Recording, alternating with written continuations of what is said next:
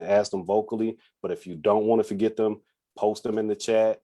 We will keep up with them and we will try to revisit them. If you feel like we're going to miss it, then once we get to the discussion point, just remind us you had a question or, feel free to ask it vocally. Those are the main things that I have as far as housekeeping goes. We'll begin tonight with Miss Valencia Abbott. I've been made more aware of her endeavors into making sure that real history is taught, and I'm definitely in celebration of that. So she's going to say a few remarks at the beginning centering around the importance of teaching true history and some of the legislation that's being wrestled with that's trying to defeat that. I'm going to give her a few minutes to just say the things that she like to say and share something she posted in the chat. That's a link for you guys to follow up with her on. So Ms. Abbott, if you're ready, take it away. I just want to say real quickly, thanks again for everybody who's joining us tonight. And if you are watching, we are streaming this on Facebook Live, and we do have one of our associates, interns, looking at the Facebook page. So if you do have a comment or question, we will be looking at that too, and we'll bring it to the Zoom group. Just want to make sure the Facebook folks know that they'll have a chance to be as interactive as possible. Absolutely. And one other thing before you go, Ms. Abbott, for certain, again, even on Facebook, keep the comments, about what we're discussing, and it's fine to have some feedback in that space also, but any criticisms or thoughts that you want to share, let's take that offline. Let's just have a robust and edifying conversation tonight after the presentation. Now, with that being said, Ms. Abbott, please take it away. Thank you. Thank you for the space. And I'm not going to take up much of the time. One, when I initially had asked to be part of the agenda, I was thinking it was just our racial equity learning committee meeting. So I am just really great that you allowed me this time. Yes, I will share the link again. My comment is about House Bill 324, and what is regarding is that North Carolina with at least 14 other states are putting in restrictions or trying to put in restrictions on how content is being taught in the classroom. And I think that is something that all of us should be aware of, not only teachers, but all of us, in regards to the process that's trying to be made.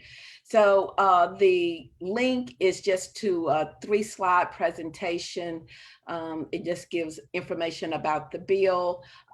Then the second slide is 4 articles regarding similar measures that are made. And one of them is one that I did with Chalkbeat that was posted this week in regards to the ability to teach history and to teach those truths of history. And then the last slide on the presentation is about my passion project, because the teaching of history isn't just at the foot of teachers. Is for all of us to take control of that. And we have these different spaces and places to do that. And one of them is within the museum. So this project that I'm doing, Griggs versus Duke Power, is an undertold part of history. It's a United States Supreme Court case that dealt with 13 African-American men during the ending of the Civil Rights Movement, so 1971. And like I said, a lot of people don't even realize that happened right here in this county. So I'm trying to get that message out, but also to make sure that we understand it's not always teachers that need to be teaching the history, that all of us should play a part in that. All right. Thank you so much for what you're doing. And as I stated, Ms. Abbott's received a little attention from some historians on Twitter for her efforts, and I applaud you. I know there's a lot of conversation going on right now around these ideas around what is it, race theory or critical race Theory. critical race theory. I, for one, and it's a bigger discussion, so we'll have it if we want to at some point. We can unpack it further, but I think we're taking a misstep in certain ways by just not addressing it as history that has been untaught, because the critical race theory thoughts can take us places we don't need to go when we can just look in the archives and talk to people who experienced it firsthand. So history's going to be a part of any conversation. Why not make the conversation about history? Thank you all again for attending. And this is still an RELC meeting, so let's not forget that. It is where there's a moment and an opportunity to collaborate, we will do so. And it just so happens it made sense to do this on this particular night when we generally have other space for GFB with NC 100. It's all connected. I'm in both places, and I'm glad that my team was able to make it tonight. I see Lisette, and I know I saw Adam. Thank you guys for being here. And if at the end you have something else you want to add before I forget something or whatever, I already said we'll have some announcements at the end. So guys, please keep me in the right place for that. So I see a lot of people that I'm familiar with. I'm glad you made it, Dr. Elliott. I see one of my aunts is tuned in. So yeah, this is great. Some of the usual suspects, Bob and Julia and Greg, thanks for being here. I'm going to start tonight's topic and conversation with first telling you what it is in case you didn't read that beautiful flyer that was made by one of the young ladies that works with NC 100. The topic is the history of policing in America, sanctioned discrimination and violence against America's most vulnerable citizens. And when I say most vulnerable citizens, I'm speaking of African Americans. I'm speaking of Black Americans, of people that have a significant experience here in this country, one that I feel needs to be recentered because a lot has taken place due to the experiences of so many Black Americans, yet they, or we, or however you want to frame it, as a group have not seen some of the overarching societal benefits. And that's what we're still wrestling with today. A lot of the conversations that have been had in the last year were spurred, by the unfortunate death, murder of George Floyd. And COVID happened and everybody had a chance to sit home and sit in it. And, there was no avoiding it. And it caused a lot of people to just rethink some of the ways that they viewed society and some of the ways that they viewed Black Americans in this society. So with all of that being said and understood, before we get to Dr. Parker, there was a couple things I wanted to share that I thought were pertinent in framing the conversation we're about to have. Dr. Parker is going to go into his significant authority on the history of policing in terms of its origin story, colonialism, and things of that nature. I'm going to begin by reading an excerpt or a article from a work that I happened to come across while I was working at UNC as a grad student, and I was working for the digital, the digital North Carolina Digital Heritage Center, and I had this opportunity to scan just documents from all over North Carolina that people would submit to us, and one box I received was called Wartime Reminiscences and Other Selections by J.M. Hollowell. This was in the box. It was this little pamphlet that was published by the Goldsboro Herald in June of 1939. So as a historian, or at the time getting my master's in history, I often would come across documents, especially in that job, where I would look for the presence of Black Americans. Look for mentionings, look for things to resonate with me about the people that I'm most interested in researching in history. And in this work, flipping through as I scanned, I found a insert in there that caught my attention, and I'm going to read that. And I hope you guys get where I'm going with what I'm saying in terms of context. So this excerpt I'm about to read was published in Wilmington in 1909. And this was a friend of Mr. Hollowell who was reminiscing about days that he wished had not gone by, so to speak. And it was concerning how he missed how Black Americans were treated at a particular time. So I'm going to read it. It does have some language that may grate people, but we're all adults here, I hope. And if we're not, I think we are able to process it. So, you do not hear on the streets of Goldsboro nowadays the once familiar saying, quote, "Run, nigga, run, or the patrol will catch you," unquote. But this expression was a common one in Goldsboro for about a generation.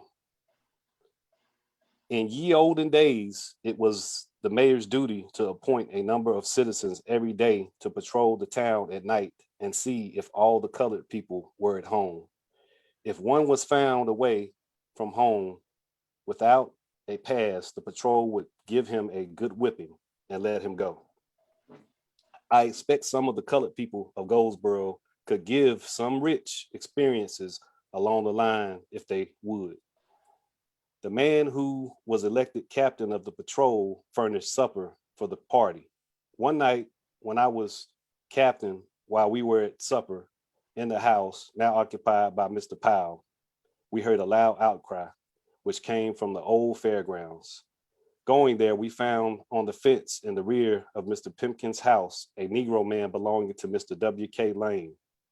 He was holding a rooster in his hands and a couch whip snake, which had wrapped itself around the Negro's leg, and the fence was holding him and whipping him. He had stolen the rooster from Mr. Pimpkin.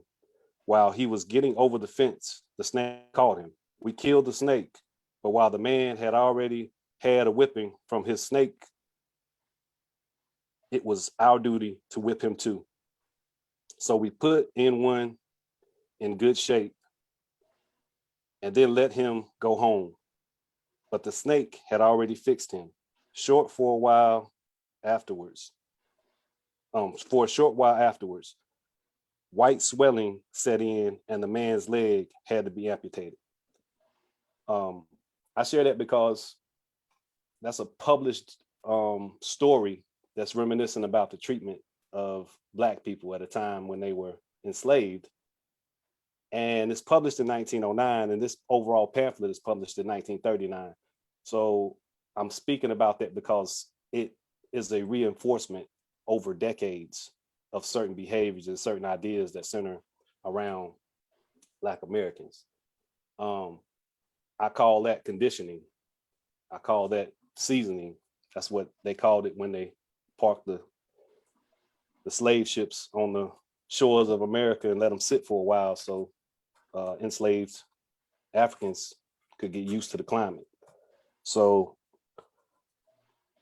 I'll share one other thing before we get to Dr. Parker, and this will be a little bit briefer, I think, and if I can see it in the light. So this is also to just give an idea of how long America's been wrestling with the issue of how Black people are perceived here, which of course is going to lend itself to how they're policed. It's got to be connected, right? So I think it's 1944.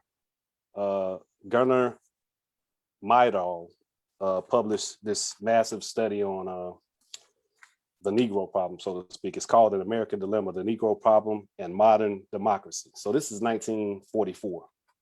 And it's a massive study. It's a pretty thick book. But he pays attention at that time to how Black Americans are policed. And he's primarily focusing on the South. And I'll just read a couple of things out of here that I thought was significant and that help us frame the night also.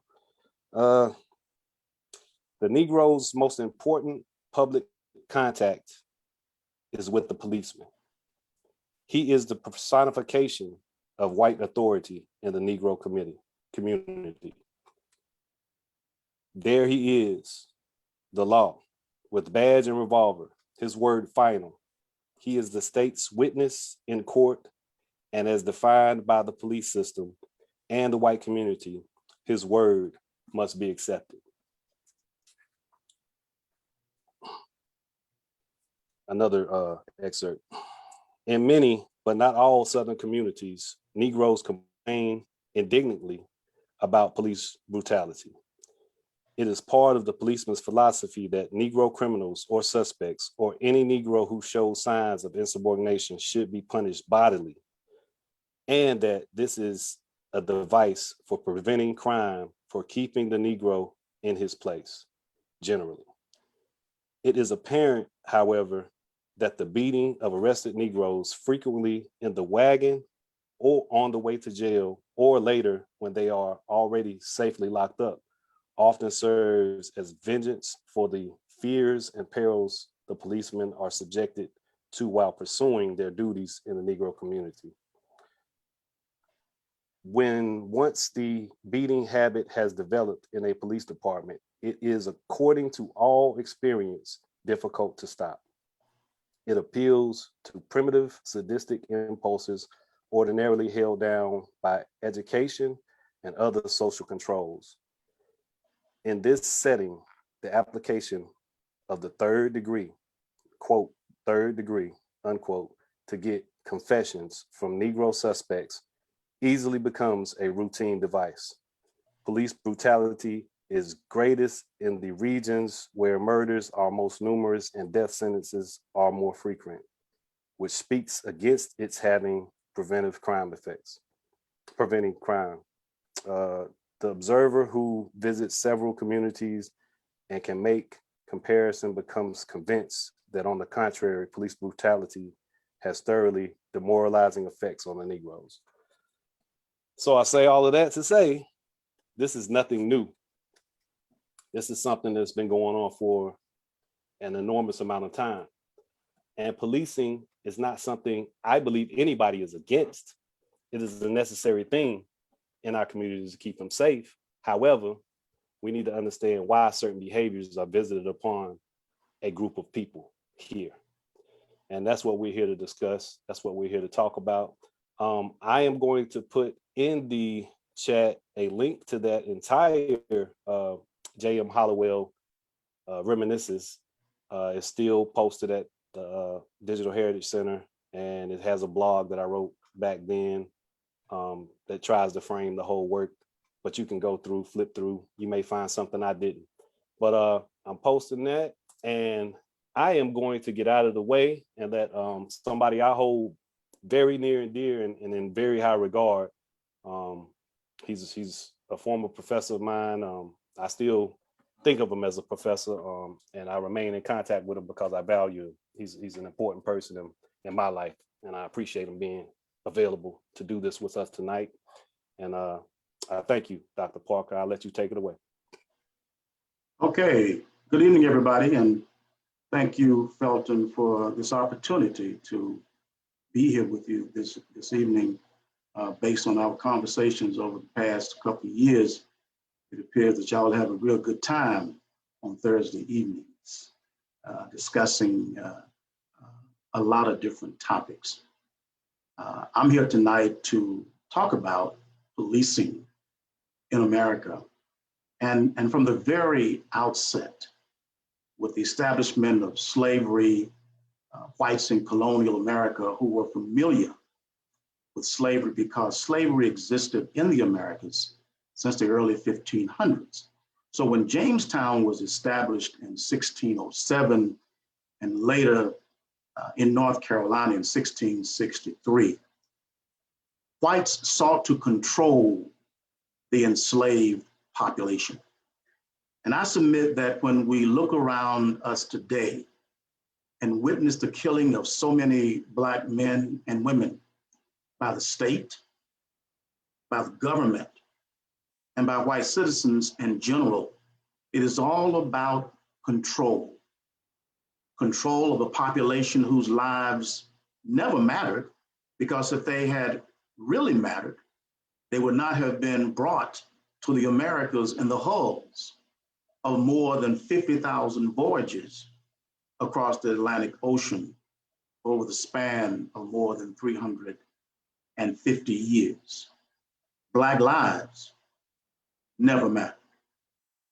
What I would like to do this evening is to provide historical perspective and an overview on policing in America, and show that the killings of Dante Wright and Rashard Brooks, Daniel Prude, Trayvon Martin, Breonna Taylor, Aura Rosser, Stephon Clark, Philando Castile, Alton Sterling, and countless other Black men and women over the past few years is the continuation of an ongoing theme that can be traced back to the days of enslavement through Reconstruction and Jim Crow.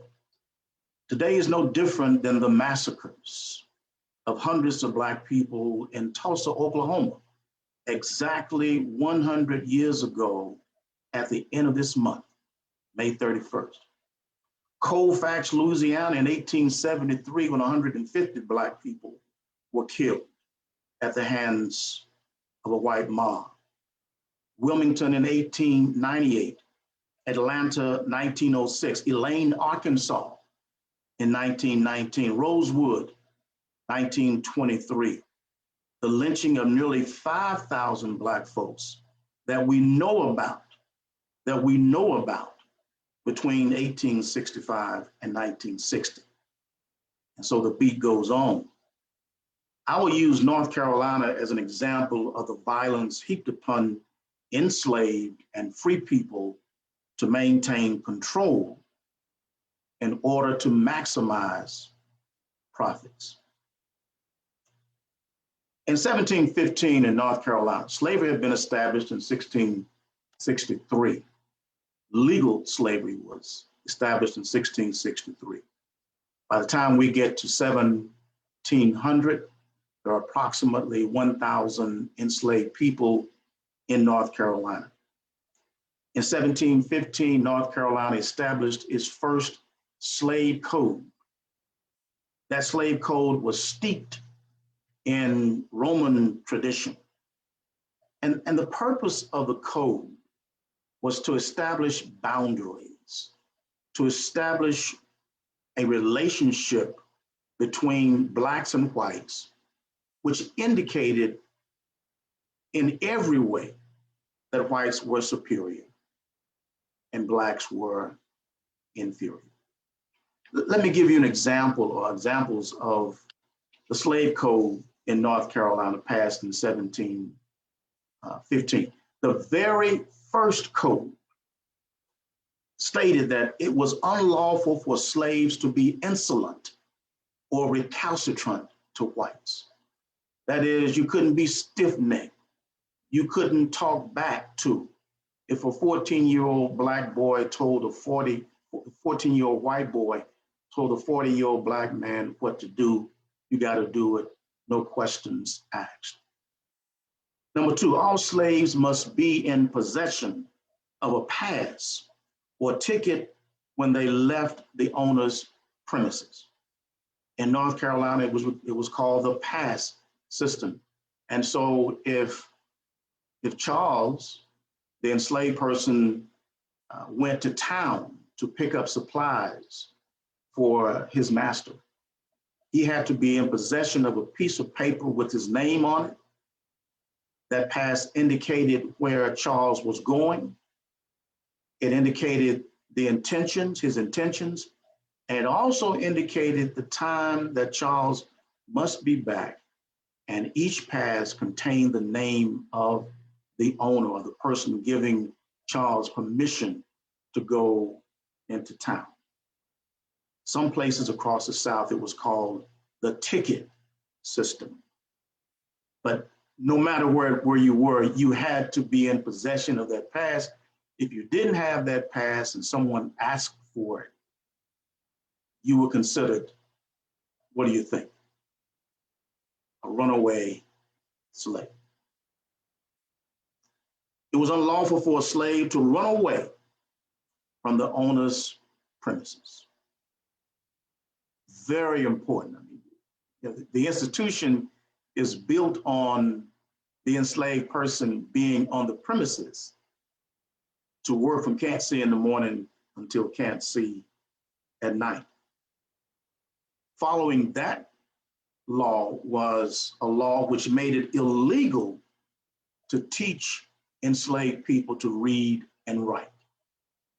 Now, why is it that you would not want a slave to have this ability to read and write?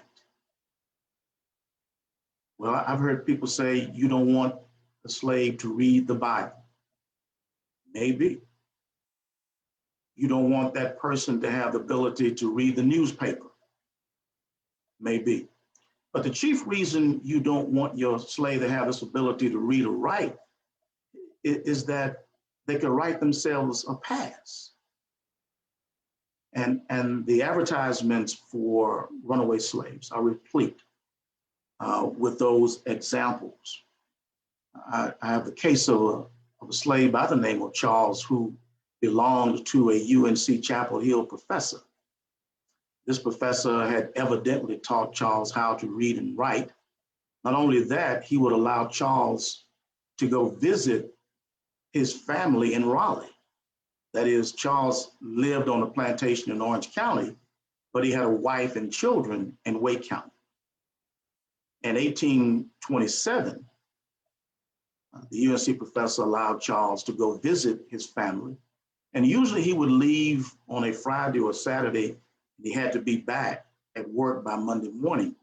Well, on this Monday morning, Charles didn't return. 2 months later, Charles had not returned. 6 months later, Charles had not returned. A year, Charles had not returned. 2 years later, no Charles. So the owner advertised in the Hillsborough Recorder that Charles left him in 1827, but had been seen in Norfolk, Virginia.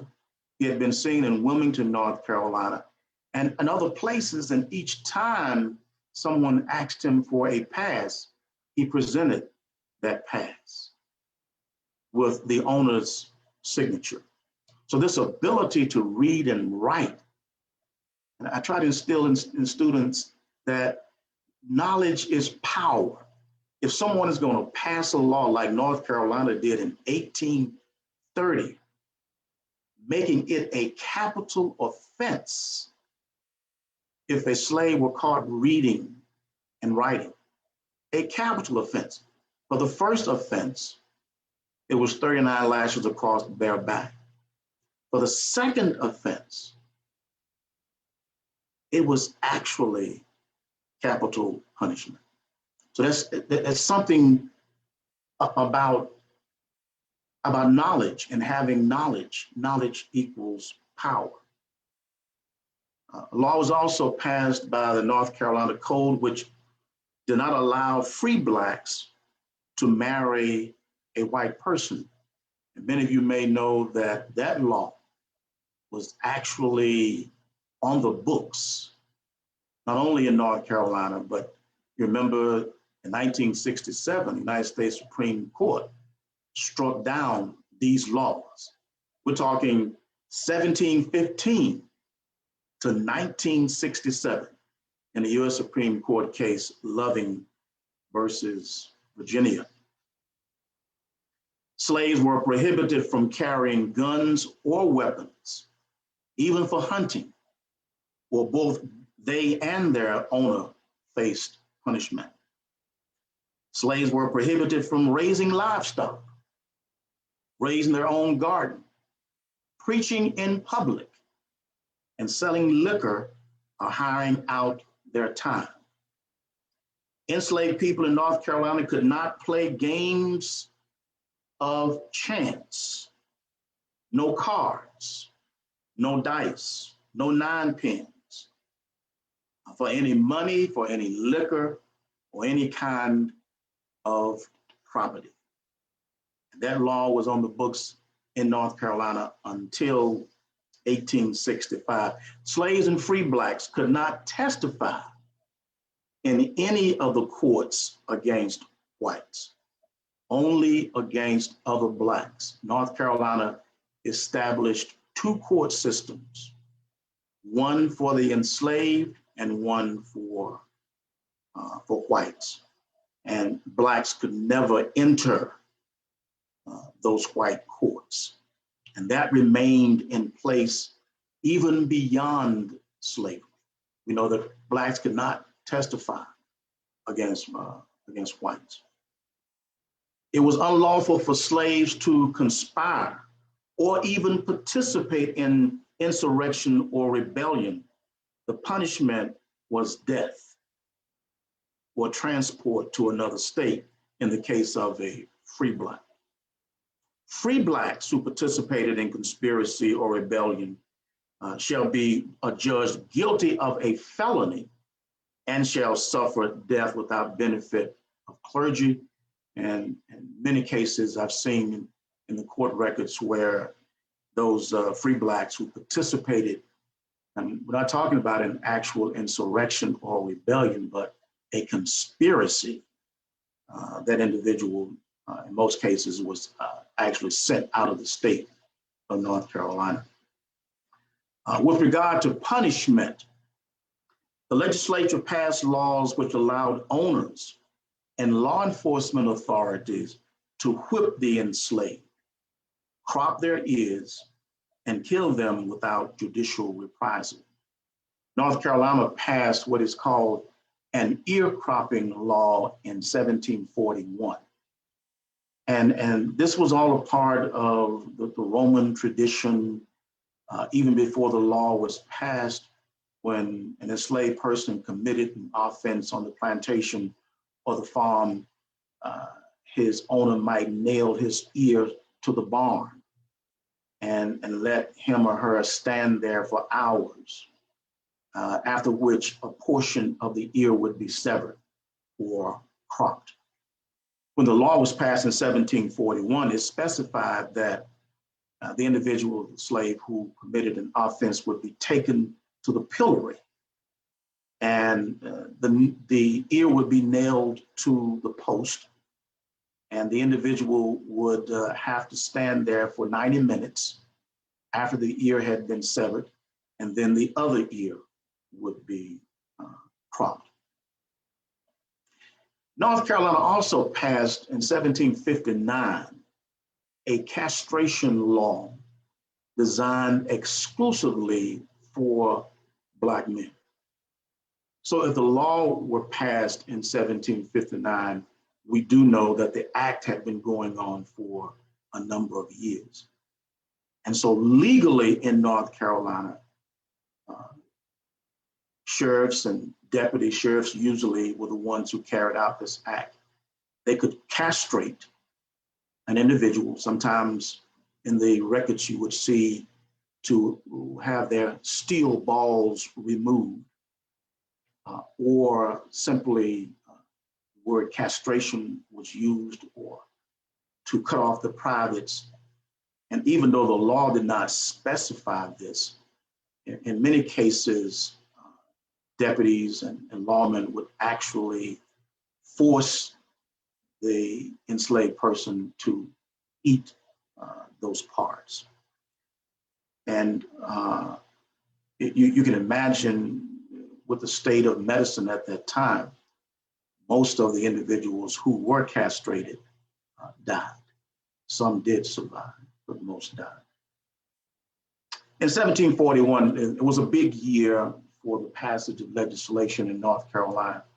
As a matter of fact, the slave code was revealed, was actually completely redone, revised in 1741 because of an insurrection that took place down in South Carolina in 1739, known as the Stonewall Rebellion.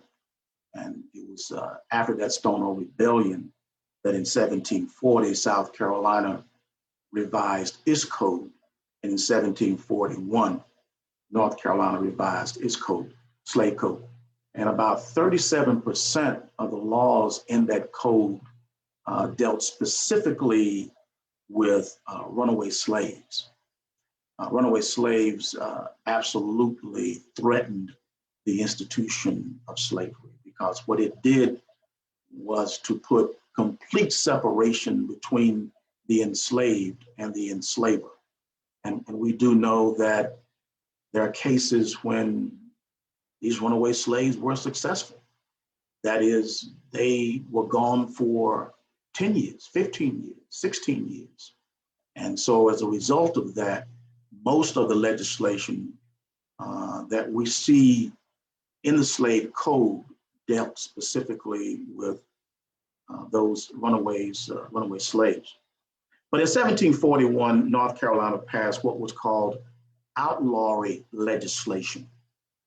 The law allowed citizens to kill runaway slaves, and they would be compensated for doing so.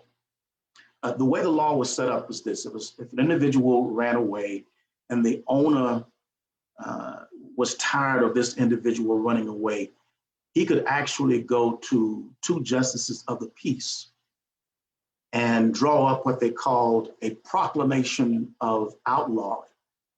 And those two justices would draw up a proclamation indicating that the slave had run away one time or several times, and that upon catching this individual, you could bring him or her back to his or her owner. You could kill the slave. If you kill the slave, then of course, the owner would be compensated 75% the slave's value. So if the slave were worth $300, I'm sorry, 2/3 the value. If the slave were worth $300, then the owner would be compensated $200. This was a special fund that the colony of North Carolina and Virginia and other places set up to deal with this problem of runaway slaves. And believe it or not, in North Carolina, the legislation, outlawry legislation, was on the books until 1975. 1975. So in North Carolina, if an individual in 1960 had been outlawed, you could kill that person without any judicial reprisal. And depending on the owner, depending on what the circumstances were, you might even be compensated for killing that individual. Slaves who were freed in North Carolina had 90 days to leave the state. So you ask the question, why is it that, for example, in 1830, you had 22,000, almost 23,000 free blacks, and in 1860 or 1865, when slavery ended, there were approximately 31,000 free blacks. For the most part, North Carolina did not enforce this law, but it did state that if slaves who were freed in North Carolina, if a slave were freed in North Carolina, he or she had to leave the state within 90 days, and they were never to return. The idea was that North Carolina was a slave state, not a free state.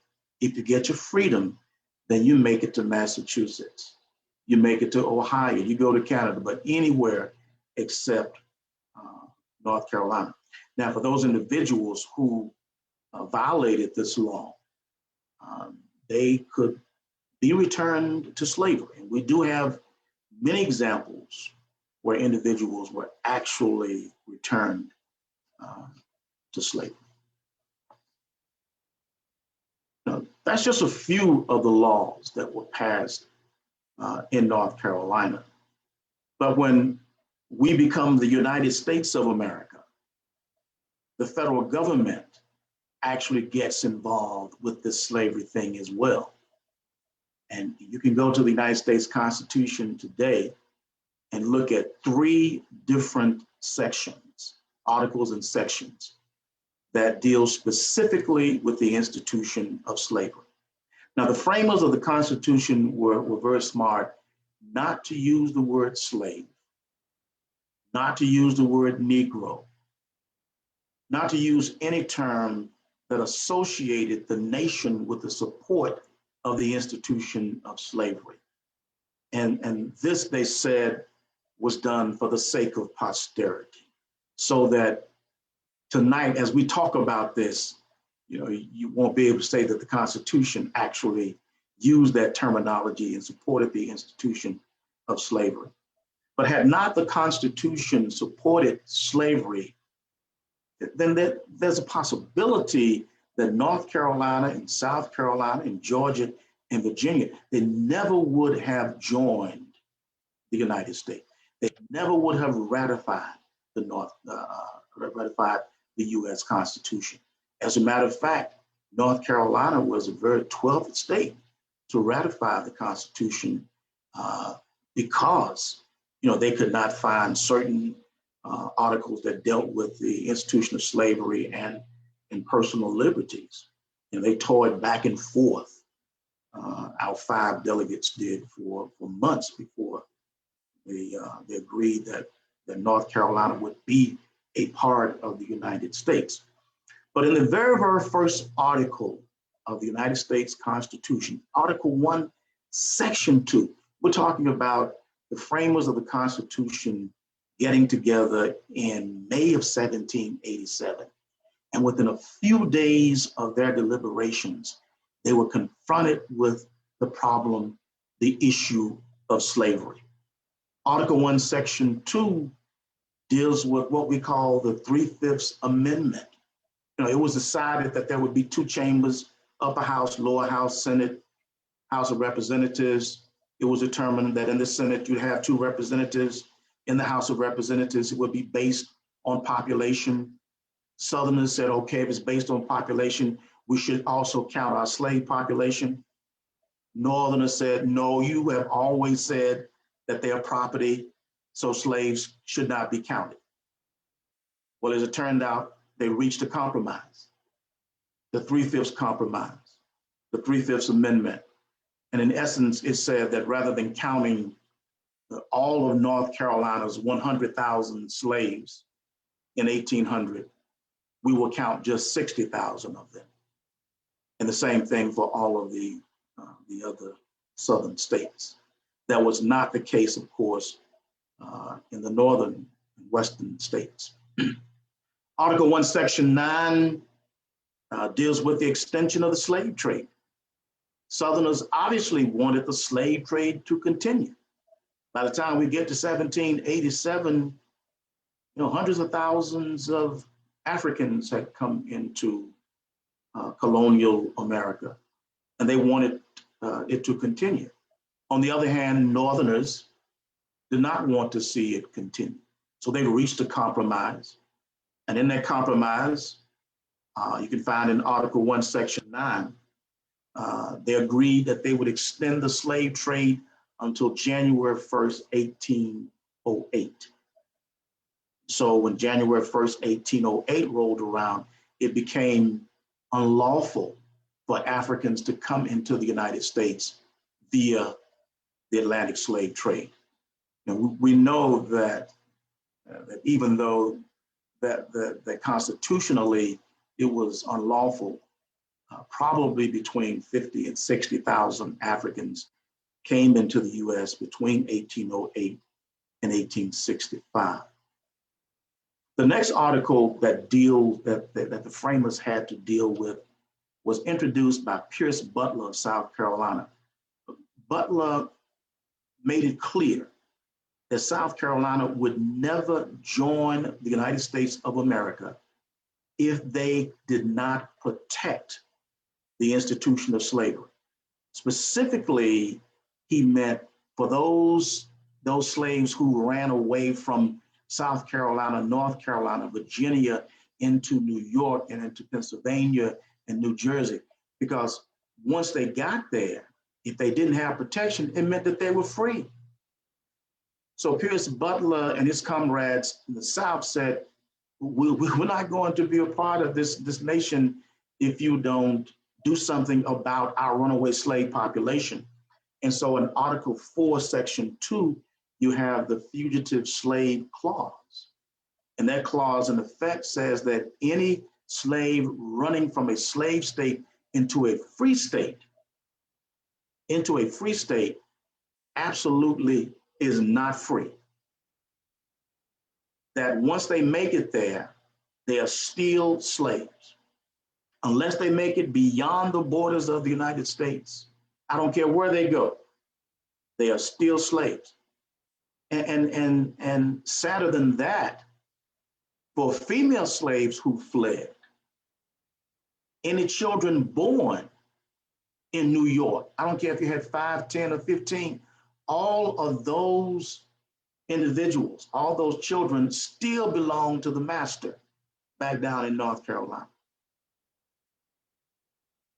The child inherited the status of the mother. So unless you were free somehow, and as long as, according to the Constitution, if you were not freed by your owner, then you're still a slave. And so courts were established in the North to deal specifically with individuals who ran into the North. Fortunately for runaway slaves, many of the northern states did not enforce this section of the Constitution, nor did they enforce the law that was passed in 1793, known as the Fugitive Slave Law. And what that law said was that if a slave ran from North Carolina to Pennsylvania and someone harbored or gave refuge to that slave and was found out, and that individual went to court, then he or she had to pay $500 and or be imprisoned for 1 year. Now, $500 is a lot of money today, but imagine you multiply that about 40 times today, but $500. And because the law was not rigidly enforced, Southern legislators in Washington continued to try to strengthen that law, and they were able to get it strengthened in 1850 as a part of the Compromise of 1850, when it was established that an individual had to pay at least $1,000 and or be imprisoned for a year. Not only that, each judge sitting there over that trial would be given $10 for every case of an individual who was found guilty. So a judge is encouraged to find people guilty. And the sad part about that second fugitive slave law is that it was rigidly enforced. Sadly, hundreds of individuals who were never enslaved were rounded up on the streets in Rochester, New York, and New York City, and Philadelphia, and other places, and brought back down to the South as slaves.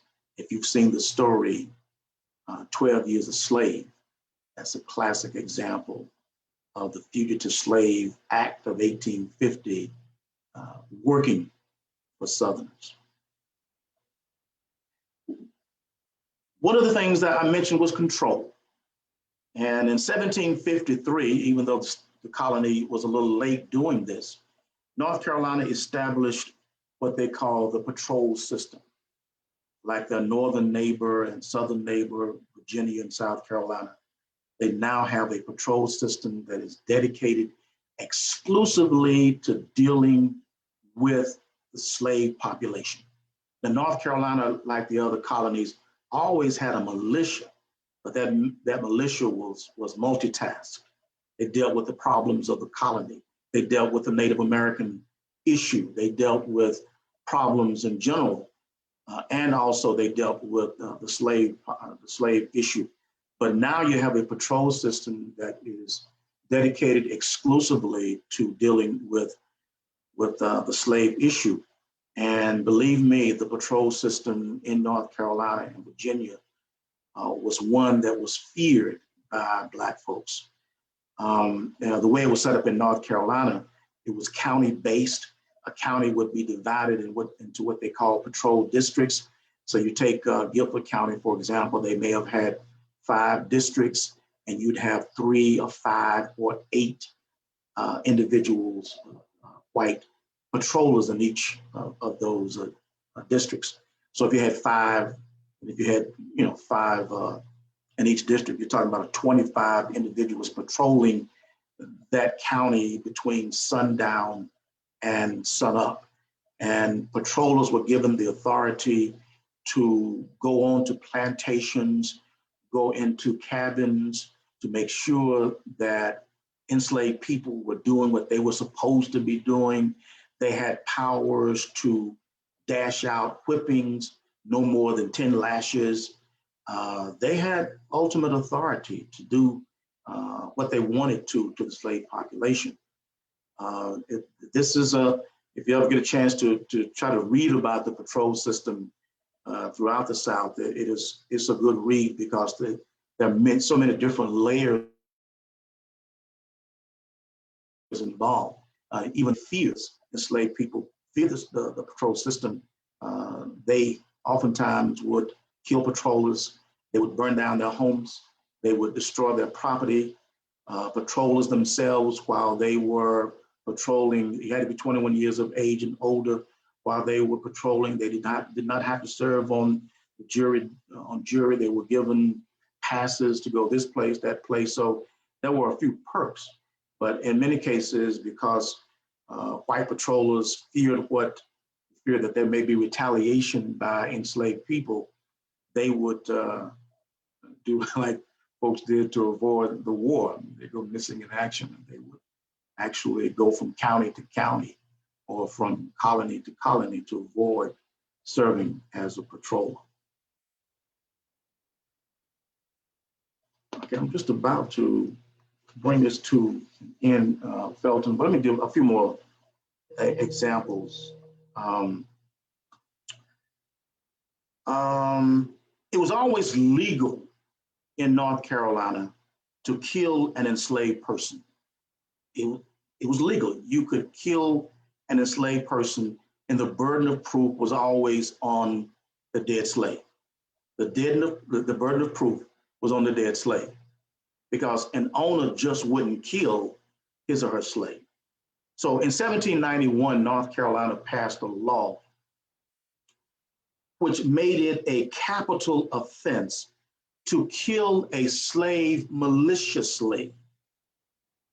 Now, the operative term in this law is maliciously. How do the state prove that the individual was killed maliciously? And I can tell you that between 1791 and at least 1829, no white person was executed. By the way, this was a capital offense. No white person was killed or was actually sentenced to death and executed for killing a slave. Not one. There was a case down in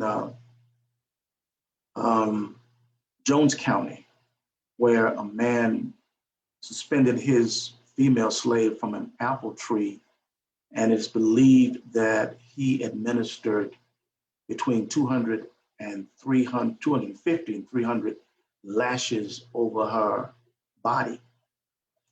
The woman died. A neighbor reported the incident. The man was arrested, but acquitted, because it could not be shown that he killed her maliciously. These laws remained in effect, all of these laws, until the end of slavery, after which Black codes were passed, beginning in 1865. You have to understand that people who had enslaved people for generations did not want the institution to come to an end. And North Carolina is a classic example of that.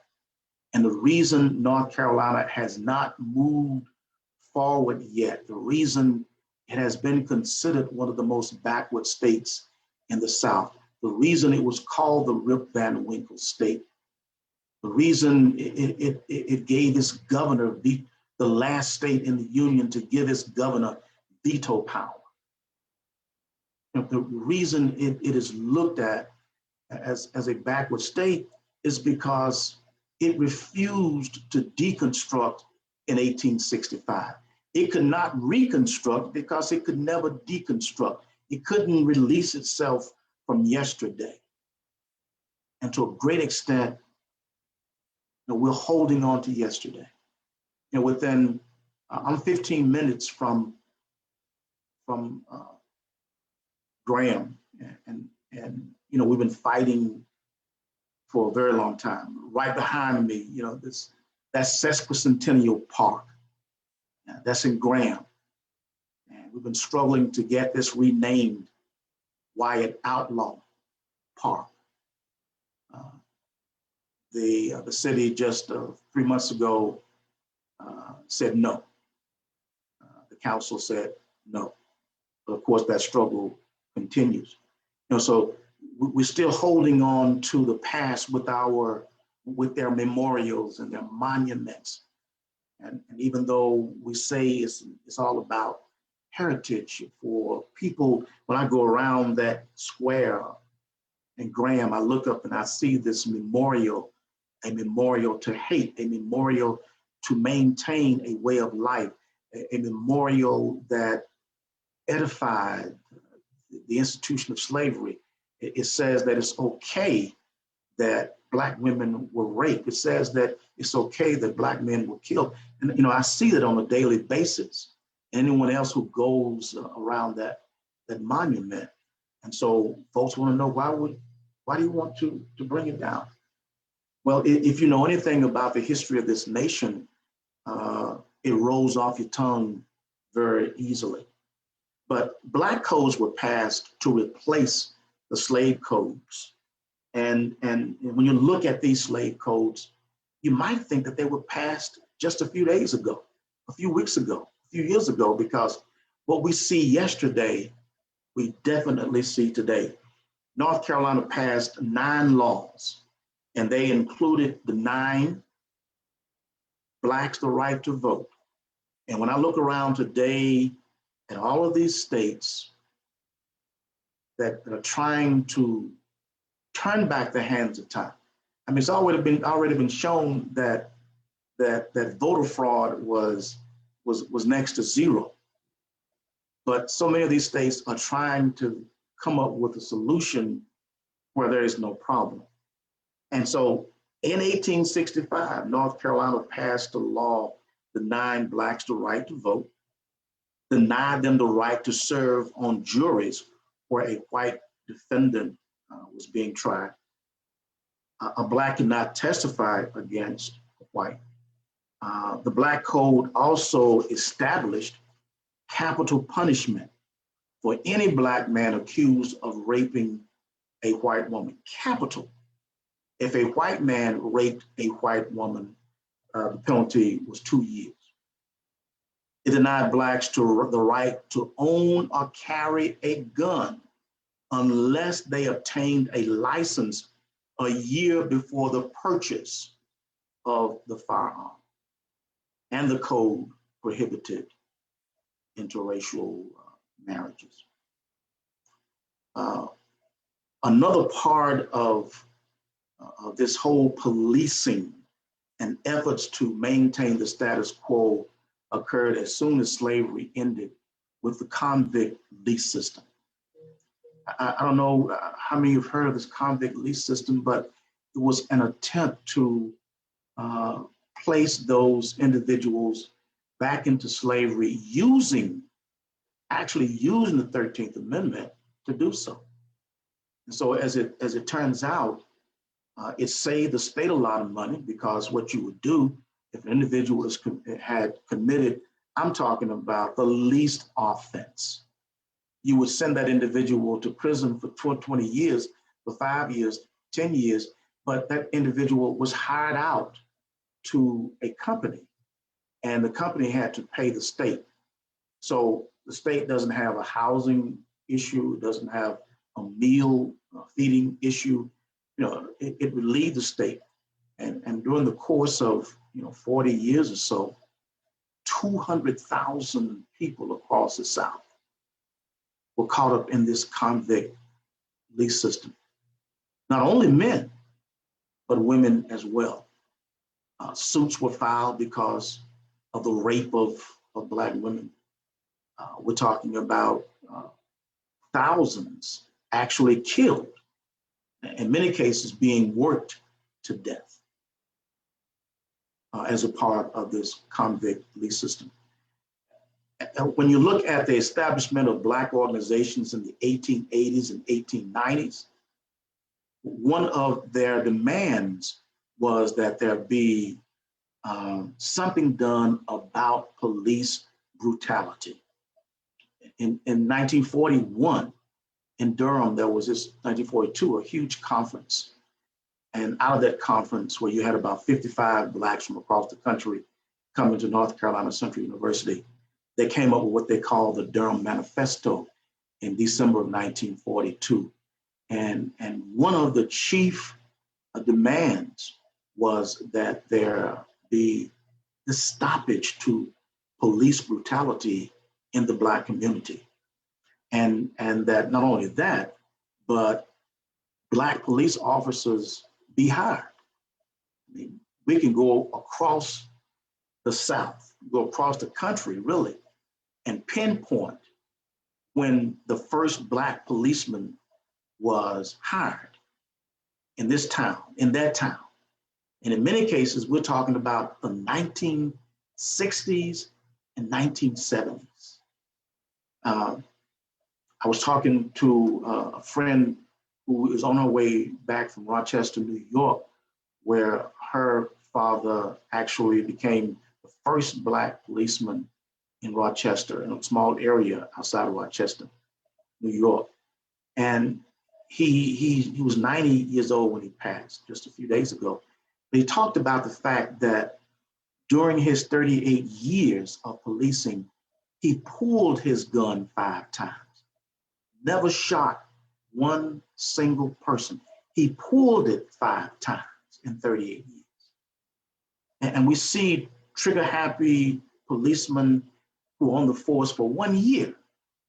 You know, they have a kill under the belt already.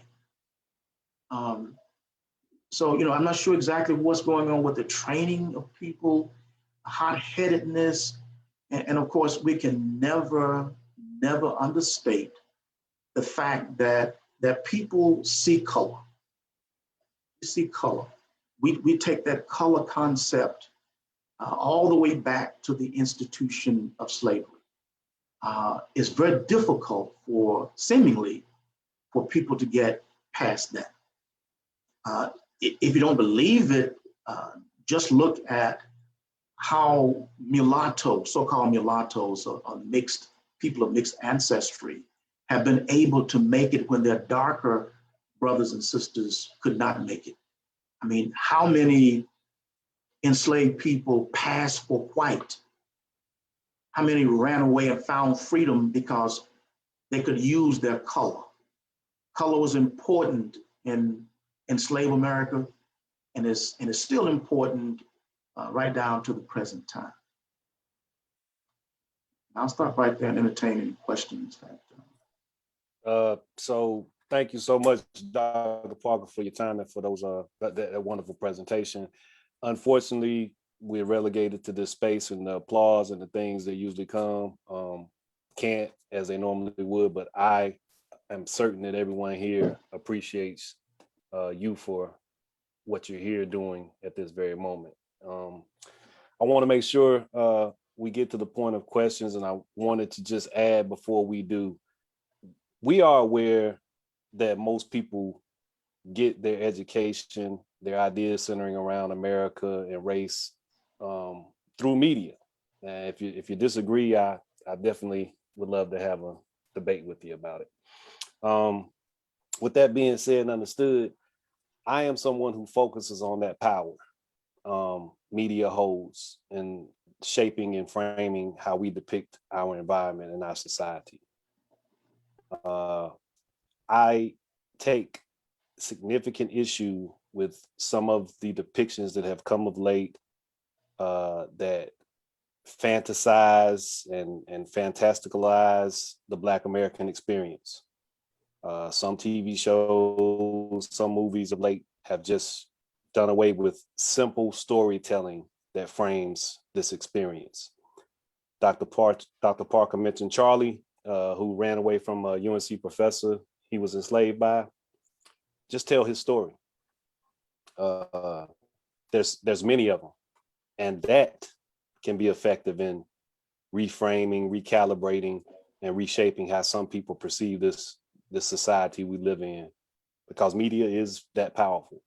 But when you throw in fantasy and magic and witches and monsters, you totally dismiss the ability to really gain traction with people who are watching people. I'll get off my soapbox right then and there. We are open to questions, reactions, thoughts, things you want to share. As I mentioned earlier, please reserve any aesthetic feedback for an email later, or be on the lookout for a survey from us. I want to make sure before I forget, because I have that problem. I thank you again, Dr. Parker. I'm glad you're able to stick with us for some questions and feedback. I want to make sure I elevate the RELT, the team, Lisette Rodriguez, and let me see, people are here yeah. Adam's here, Adam Scholl is here, and I don't see Mona Lisa McCorkle, but she is our other team member. So want to make sure I highlight those folks, and if there's anything you want to say, just reserve it for the end. Lisette, I think you were going to share a couple things at the end, so we'll get to it, but I'm going to make sure I highlight us before we get into things. Thank you all for being here. Anybody have any questions or thoughts and things they want to share? I'm looking at the screen, but raise your hand or just start talking. Unmute yourself and start talking. Dr. Parker, I miss you. I am so happy. Ajane, it's so good to see you. I want to say, oh my gosh, I miss you so much. And thank you for your beautiful spiel. As usual, I was very blessed to be able to take a few classes with you. I do have a question, though. I wanted to know how connected is the slave patrol system in North Carolina to the red shirt campaigns? There are those of us who believe essentially that when slavery ended, and because people wanted to hold on to the institution of slavery, many of those patrollers, without a doubt, we do know this, many of those patrollers became members of the Ku Klux Klan. They became members of the Knights of White Camellia. They also became members of the Rifle Association of South Carolina and Louisiana. But more than those organized groups were these individual acts of killing of both Black and white people by people who were just pissed, just upset with the fact that we no longer have this institution. And the Freedmen's Bureau began keeping records of atrocities, of what they called outrages by whites on Blacks. That was the name of the publication. And they actually looked at, for about 12 years, the atrocities that we probably don't even, we don't think about unless it was, done by the KKK. The hearings in 1871 indicated that the KKK had killed about 5,000 people, Black and white, between 1866 and 1871. But what is not counted are the individual acts of terrorism that occurred in Moore County, North Carolina, where 3 men went into a house for no reason at all and killed the father, the mother, and all 5 children.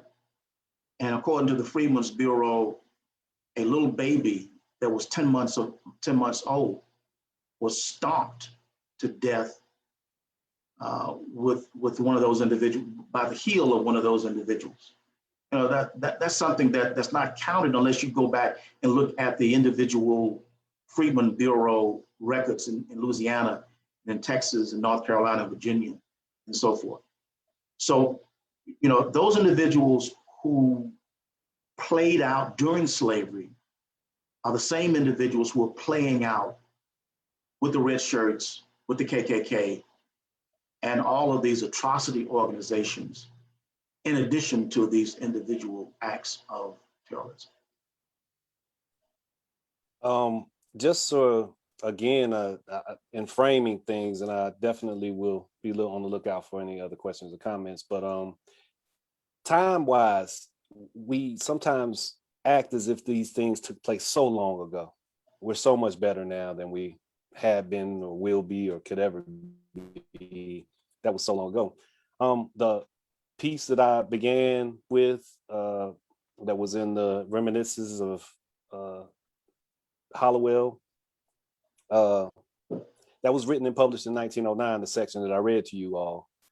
My great-grandmother, who I had the pleasure of knowing, was born in 1909. My great-grandfather, who I had the pleasure of knowing, was born between 1880 and 1890. That's less than a generation from slavery. That is right in the middle and before some of the things we're discussing in terms of the Wilmington race massacre, the Tulsa race massacre. So these things are not that long ago. I have met people, I've known people. My grandmother, who I recently lost, my father's mother, was born in 1930. This stuff is not that ancient history that we don't have to wrestle with. As Dr. Parker stated, we have not wrestled with it, and that is a big part of the problem. Let me get the screen back if I can to where I can see everyone for a moment. Do we have any more comments, Lisette?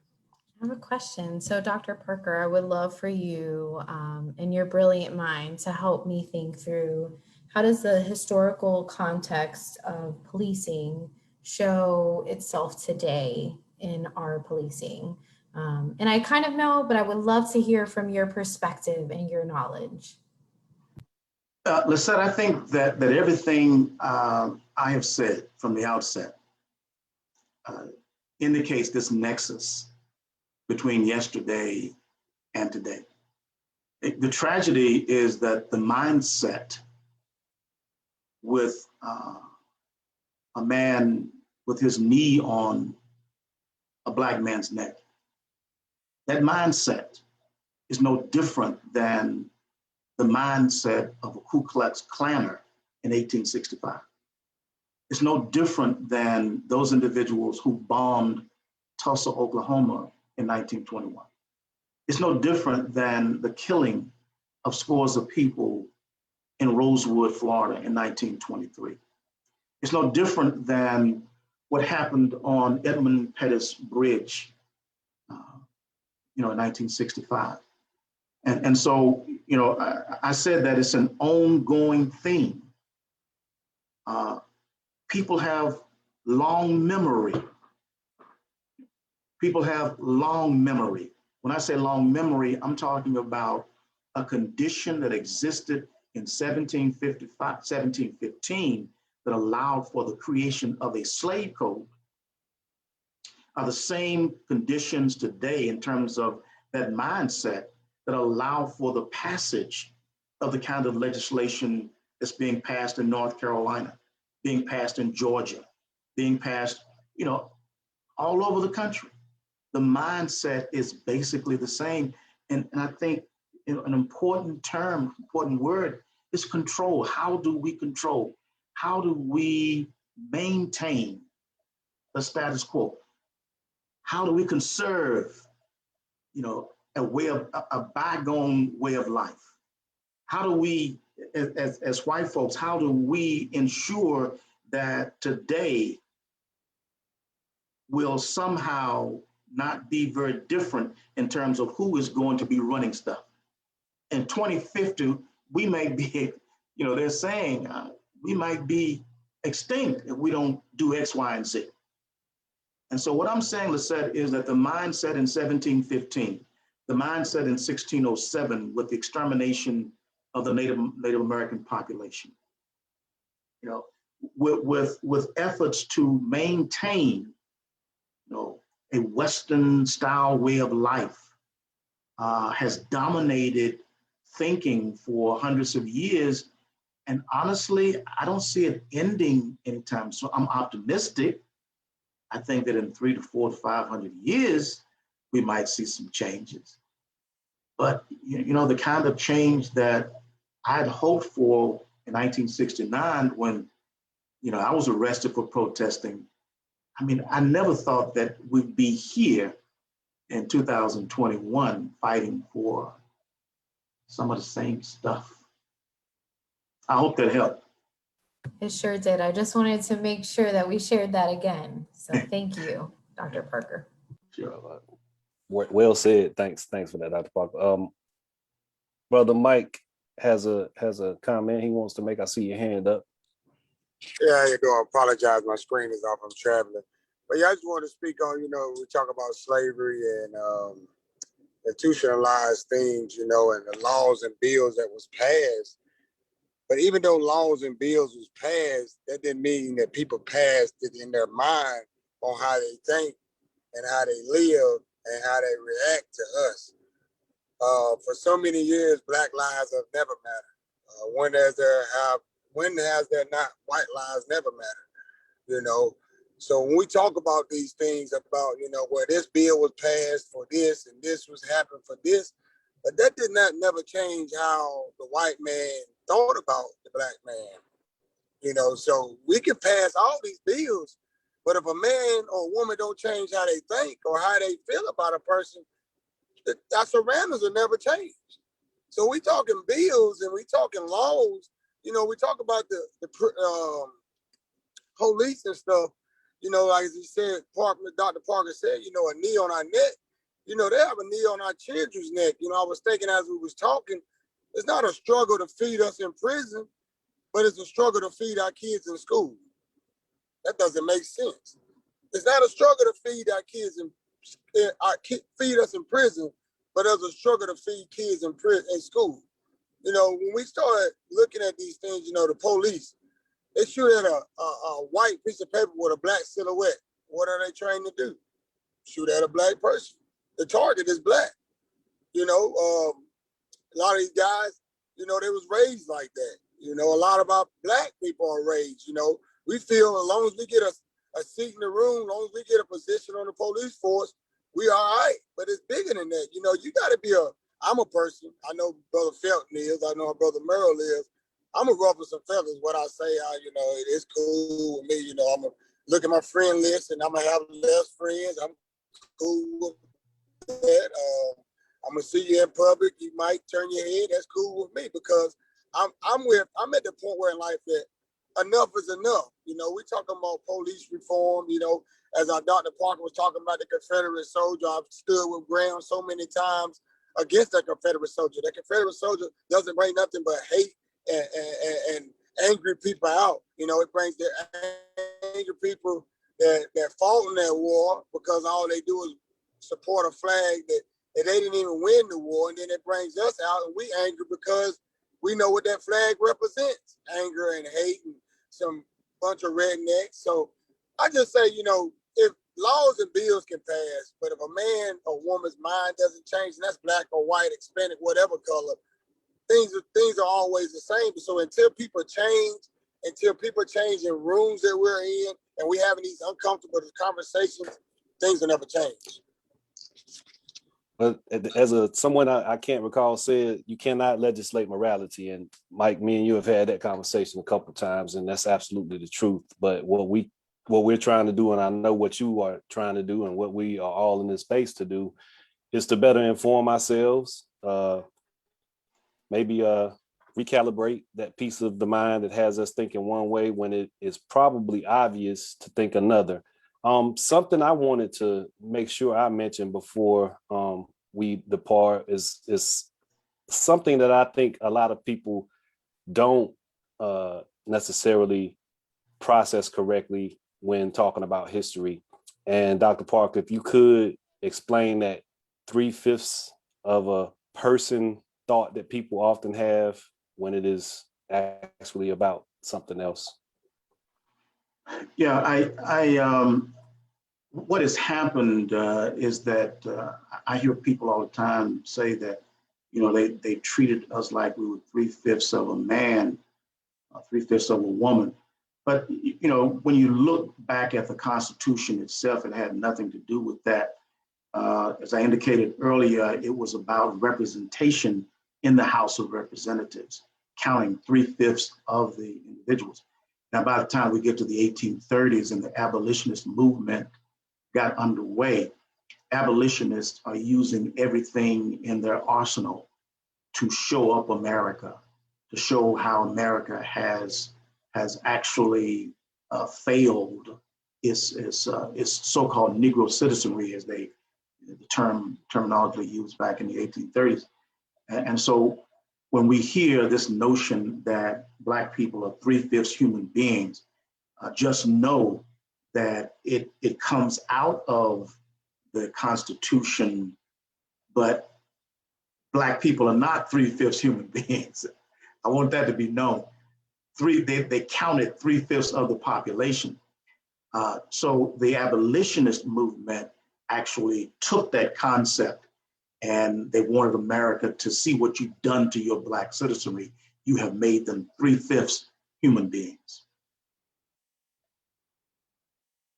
Greatly appreciated. I often have had conversations once I became better informed as to how that was intended, to make sure that it's understood that we were basically still not considered human at all, not 3/5 of a person, but just property. Property, exactly. That's it. And counted as 3/5 so that they could better represent themselves in a corrupt government. That's corruption. If it's not, then explain it to me, because now we're trying not to be counted, not to count some people at all. So it's a fascinating place we dwell here in these these United States. I mean, the bottom line is so much of yesterday still lives today.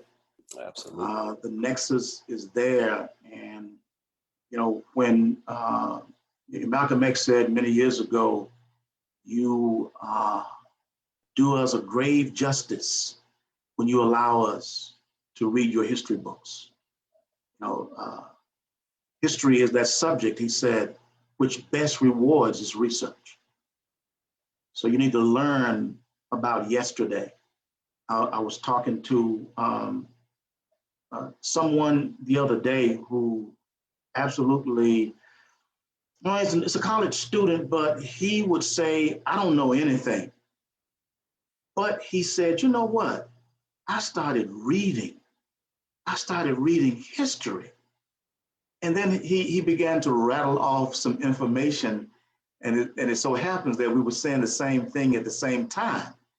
So it told me, not that I'm right, but it told me that at least he's reading that. And the sweet part about the whole thing was he was so proud of himself that he had taken time just to read a little history. Absolutely. I had the pleasure of TAing this past semester for Dr. Elliott, and I think he's still here. I need to get the picture back right. But yeah, we had a discussion that centered on some of the students who, they had that light bulb moment of how important this stuff really is. And it's not for you to go off and become some dynamic, outstanding lecturer or teacher. It's for you to be better informed about the place you live. It's for you to better understand why something is a certain way and why we're still fighting some of the same things that symbolically we've won. It's an interesting exploration if you take the time to look into it. Anybody have any other final thoughts or things? I am going to say, for purposes of RELC again, and for NC 100, thank you again, Dr. Parker. I want to make sure that we also mention and Lisette, I'm going to say this, and then you can definitely, mention whatever else you want to say about RELC, and Adam, you too. We're going to do this again. The plan is to do this again at our bi-monthly meeting, have another discussion centering on the topics that we should be talking about, should be educating ourselves better about. The plan and goal for that one, and it's early, but we're going to have a conversation centering on what white allyship looks like historically. So you'll hear some of those abolitionists that Dr. Parker mentioned tonight. You'll hear more about some people and where they may have gotten that mentality to be more concerned with other groups besides white people in America. So again, thank you all for attending. Lisette, I'm going to pass the mic to you so you can say a couple things in case I forgot something. And Adam, you too. Like I said, this is all a team effort. Thank you all for coming and showing up tonight.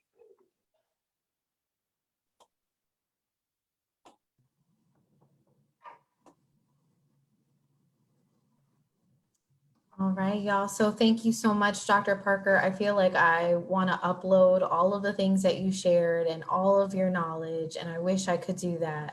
Would love to hear more. I felt like you finished and I was ready to get more information from you. And so just a few announcements for our RELC community. We do have some great things happening. We're going to continue to alternate times because we have some educators that are deserving of being present in our space. So we want to make sure that we allocate time and space for our educators. And we also have folks who are available typically during lunch hour. So we'll be alternating meetings just to, assist with having more folks participate and engage in these fruitful conversations.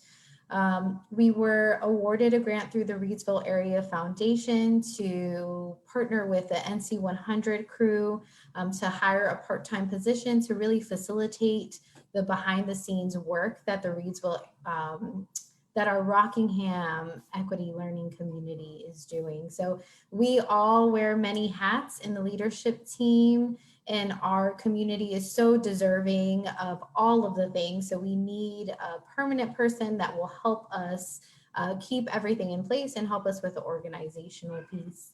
As far as updates are concerned, look out for our next meeting. We're meeting on a bi-monthly basis, so look out for that information as we transition forward. We're looking for topics that are relevant to our current times and certain things that we're facing.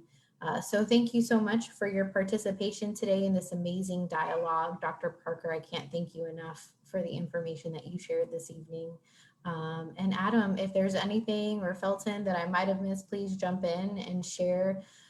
We're happy to share our email address. So for those of you who are not part of our racial equity learning community, please join us.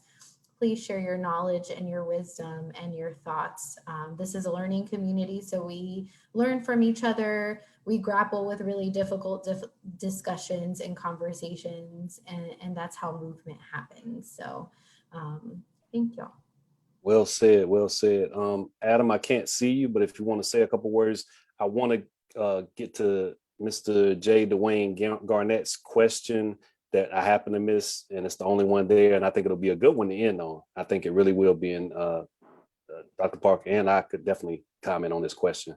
So Adam, are you still? Okay, yeah. Hey, Felton, can you hear me? Yeah, we got you. Okay, great. Just want to say thank you.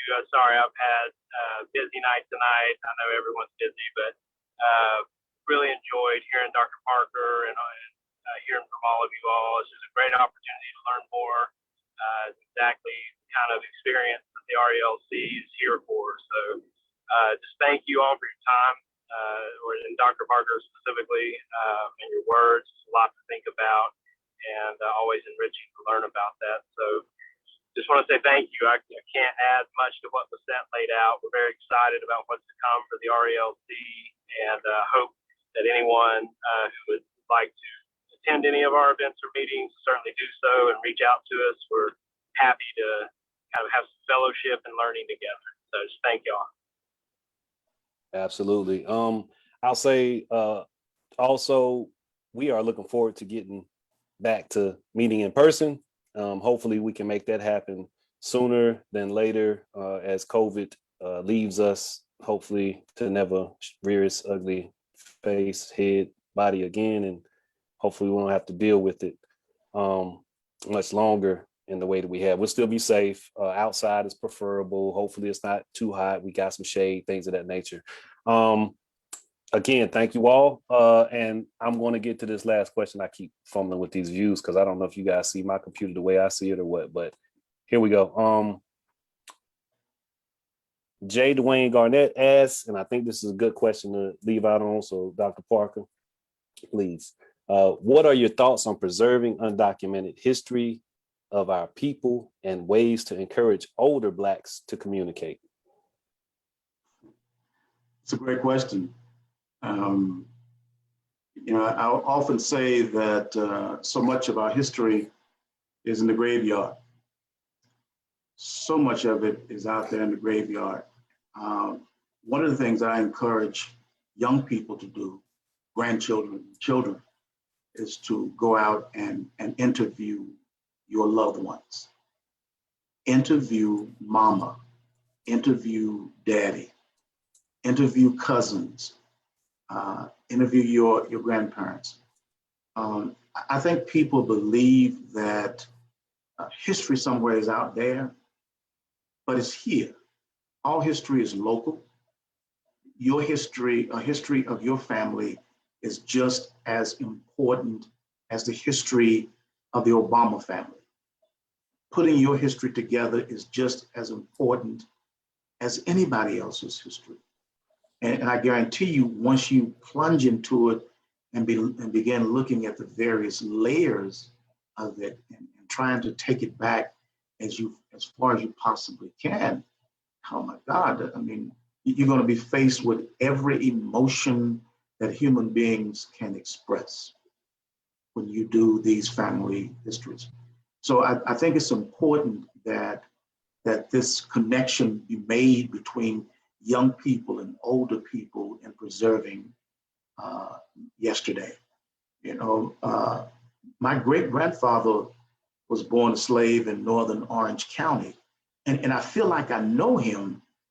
He's just 3 generations away. You know, my father knew my great-grandfather who was born a slave in 1851. And the stories that have come down from my father, Bill Parker, and Joanna McBroom, who were married in 1870, you know, having 7 children, and those children meeting for 60 years every year, you know, for family reunions, you just get these connections are made. So I would say that we need to definitely hone in and pull older people in by interviewing them and helping them to understand that, you know, I'm 75 years old, I don't have an education, I don't know why you need to interview me. I mean, you have a story that I need to know that's just as valid as someone who has a PhD or MD or no degree at all. Well stated. My grandmother, I'll say this for you, Mr. Garnett, my grandmother, who I just mentioned that passed recently, wonderful conversations about her time in Carthage, her time in Greensboro. It is very important. We need to celebrate that history. We need to engage and wrestle with it. And I'll challenge you to challenge that person in your family who thinks of themselves as the historian. There's always one person that just knows everything. Sit down, talk to them, then figure out a way to go challenge them on it and see what happens. It can be a wonderful experience if you let it. Ajane, you want to take us home? I did want to add something. Number one, I think this is a beautiful question. One thing I always remind myself is that when we're talking to our elders, sometimes a way that you have to encourage them to communicate is to listen to what they're already saying and not just try to hear what you want them to say. And quite frankly, if you let them know that they are heard, that starts to tear down some of those insecurities about the fact that why would I say anything? I've never been heard. And quite frankly, a lot of elders, Black elders, feel that way. And so over time, they've hardened themselves to sharing, because why? One, you might not be here. And so now I've poured all of this out. And if something bad happens to you, then I'm scared. You know what I'm saying? And I'm feeling like a piece of what I just gave is now gone. I can't get it back. Or I've been saying this and that. I've been crying. We went out in the streets and fought, and nobody's heard me. So why do I keep talking? So first thing you have to do is to tell them that I hear what you are saying. And because I hear what you are saying, I want to hear more of what you will say when you're ready. I'm here to listen. And I want that. And finally, I'll just say that our undocumented history is documented inside of us. We just have to get it out. And getting that out looks like just loving that person really hard for what they've been through and where they're going and the way that they tried to process that. And sometimes that means forgiving them for the shenanigans that might come out of their mouth. My great grandfather was, he was so beautiful in so many ways, but the fellowship with my elders in my family actually led me to my niche in history. I learned that my great grandfather and his father, they were small businessmen, but they put all of their money together. And what they did was they built a community. And me sitting down, listening to what they were saying, I was able to tease out and analyze what that actually meant for where my family lives. And today I have a whole passion because of that. I am so passionate about studying Black community building, and that's what I'm becoming a historian of. And it's because I was patient and I sat and I heard what they were saying first. Absolutely. Well stated. Two quick things just to really solidify those points in my mind anyway. And I don't think I could do it much better. One, Ajane and I have personal experience speaking to elders in the Black community. We did a project in Princeville a couple years ago, and I think she ended up writing her thesis on it. I think Ajane wrote her thesis on that Princeville community. Yes, Black folks have often been hesitant to share and open up. Sometimes it's because it's detrimental to their safety, and that conditioning, just like any other conditioning, lasts and it has residue.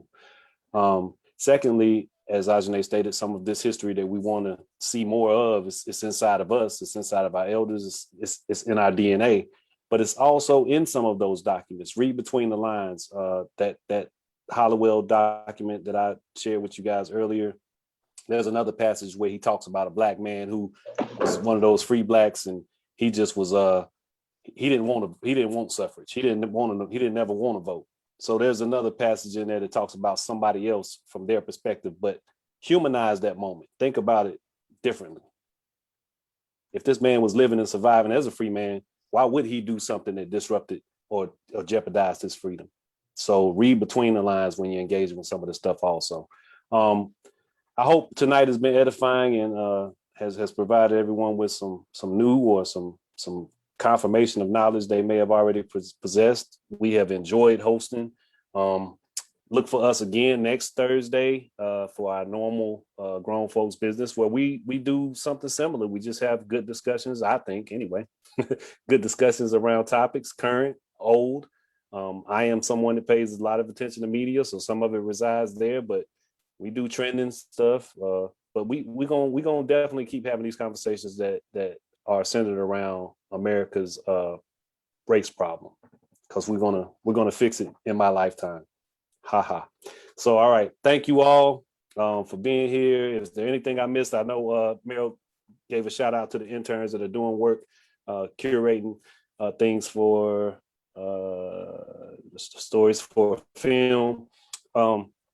Thank you all for the compliments. Thank you again, Dr. Parker, for being here. Go ahead, Meryl. Just want to quickly say shout out to Danye for doing some engineering tonight. So Yeah.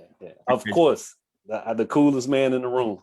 Couldn't right. see you. That's why you've been so cool tonight. I missed you, man. Thanks again. Thank you all. Appreciate everyone showing up.